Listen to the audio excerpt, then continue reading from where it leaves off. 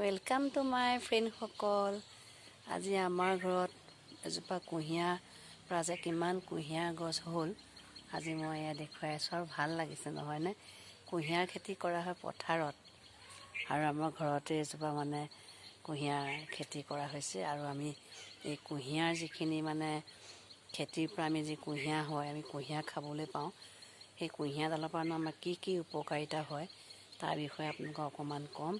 প্ৰথমতে হৈছে anti oxidant আছে কুঁহিয়াৰ গছজোপাত, সংক্ৰামকজনিত ৰোগৰ পৰা ৰক্ষা কৰে।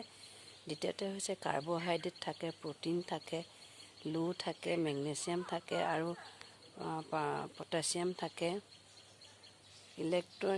মানে ডিহাইড্ৰেশ্যন হ'লে মানুহে কুঁহিয়াৰ ৰস খালে নোহোৱা হয়।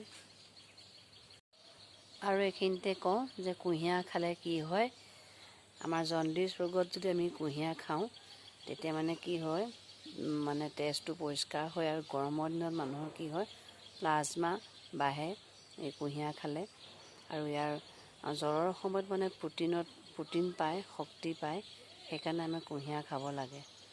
আৰু দেহত যেতিয়া পানীৰ পৰিমাণ কমি যায় তেতিয়া মানে কুঁহিয়াৰ ৰসটো খালে দেহত মানে পানীৰ পৰিমাণটো পায়।